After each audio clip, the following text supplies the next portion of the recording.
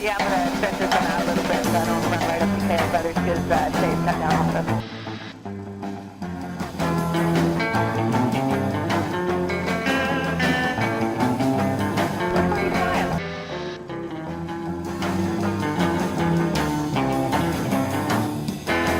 Now, the Robinsons made most of their money in sugarcane farming and cattle ranching. And they still do quite a bit of ranching to this day, way out on the southwest side. You can see that pasture land out there.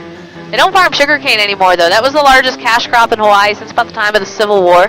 But in recent decades, it's gotten too expensive to produce, so it's not farmed commercially anywhere in the state of Hawaii any longer.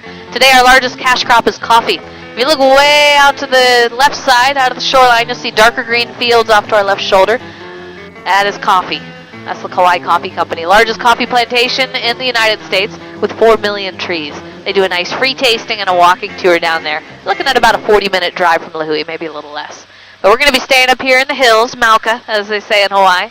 Got a waterfall in this valley for you. Now, there are several waterfalls in this valley, but one in particular will stand out among the rest. She stands 360 feet tall and goes by the name Manawaiopuna. But you guys are probably a bit more familiar with her nickname. We're about to go have a look at Jurassic Falls.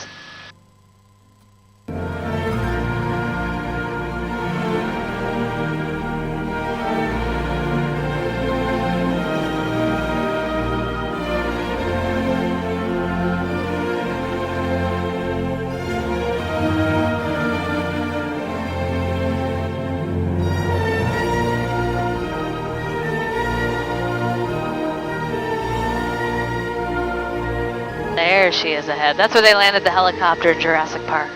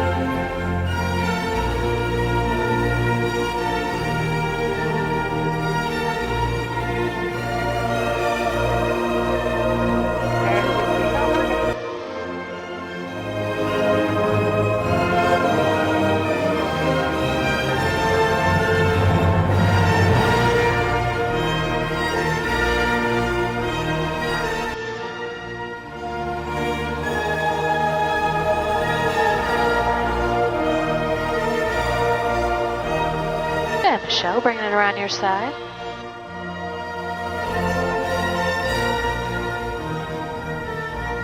Wow.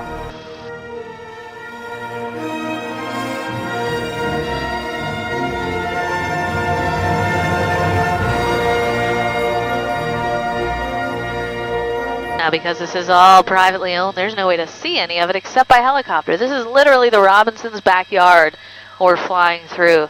They were talking about developing some of it for tourism at one point, but decided against it. In Hawaii, it's a very strongly held value to maintain and preserve the land, the aina.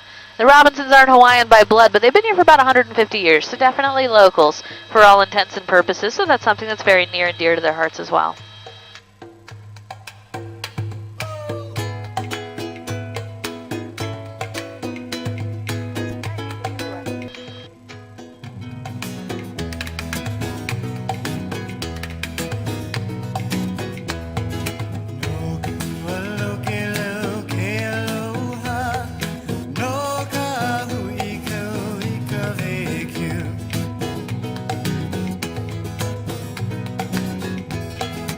So the original descendant of the Robinson family to come to Kauai was a Scottish woman by the name of Eliza Sinclair. She lived a lot of her life in New Zealand and sailed here back in 1863. A year after she arrived, she made the first land purchase for the family. She bought the island of Ni'ihau. That's the one we saw on the horizon earlier. We'll get a better view of it as we continue westward. Ni'ihau sits 17 miles southwest of Kauai. It's the remnants of a second volcano that grew up right next to Waialeale, the one that formed this island.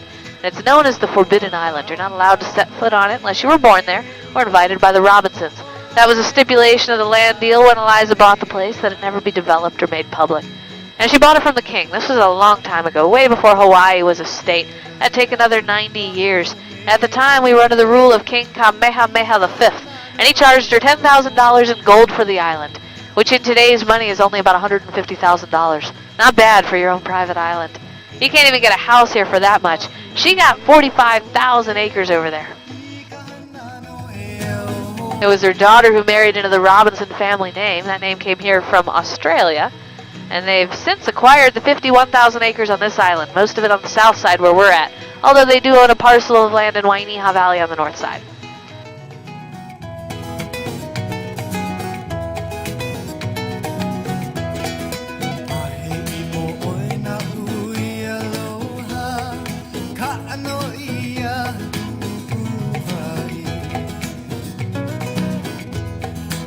There's another view of Ni'ihau way out to your front left under the clouds.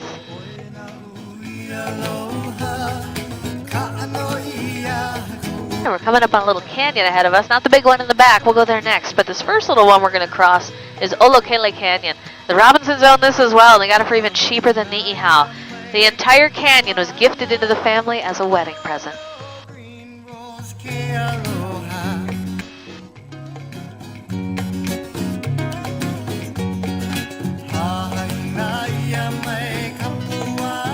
You're probably starting to notice a big change in the landscape and the terrain, even the climate. Just in the tiny bit of the island we've traveled. We have 7 climate zones on this one little island, so you will see some pretty dramatic changes on the way around. As we were talking about earlier, this is actually the dry side of the island here, very arid and desert-like. We get over 450 inches of rain per year at the center of the island, at the top of the volcano. Out here we only get 6 to 10 inches of rain per year. And that's a pretty big difference for just a few miles away.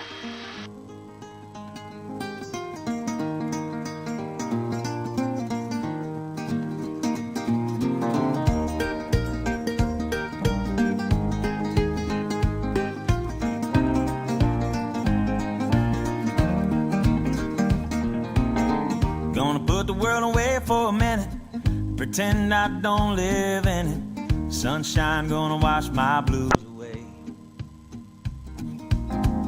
Had sweet love, but I lost it. All the way off to our left side, if you look way out to the shoreline, you'll see the town of Waimea. It sits at the mouth of the Waimea River. We're going to pick that river up a little farther north ahead of us. Deep in the water somewhere, got the blue sky breeze, and it don't seem fair. Only worry in the world is the tide gonna reach my chair. Sunrise, there's a fire in the sky. Never been so happy, never felt so high. And I think I might have found me my own kind of paradise. And we're just leaving Robinson Land now, crossing on over into State Land. What you're looking at ahead of you is known as the Grand Canyon of the Pacific. Welcome to the Waimea Canyon.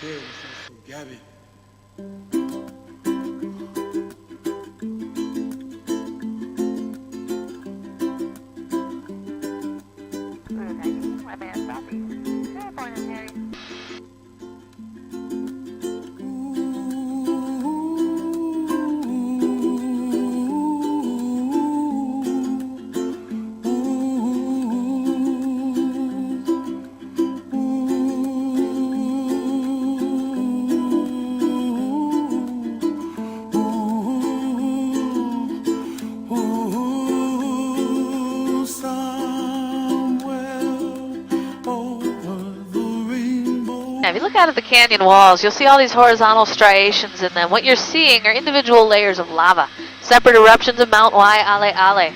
That's how the island was formed, beginning a little over 5 million years ago. This is the oldest of the major Hawaiian islands, so it's had the most time for erosion to sculpt it. This canyon's a great example of that.